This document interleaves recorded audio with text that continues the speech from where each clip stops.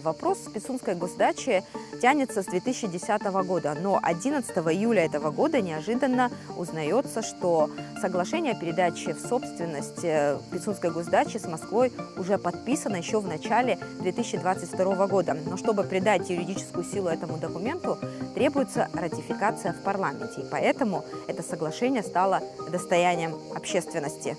С вами хотели отдельно поговорить обязательно, потому что вы представляете Пицунду. Безальтернативные выборы были в Пицунде, вы представляете интересы этого города. Поэтому нам очень интересно было, как вы на все это смотрите. Предоставлен. Вот, ну там это долгая история, я думаю, больше депутаты 6-го созыва лучше ответят на эти вопросы.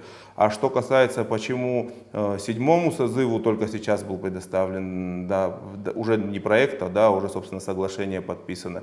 Но мне трудно на это ответить, наверное, все-таки исполнительная власть должна объяснить. Лично я объяснений не нахожу, единственное объяснение, которое мне приходит, что просто они понимали, с каким общественным недовольством могут столкнуться и решили это все оставить парламенту.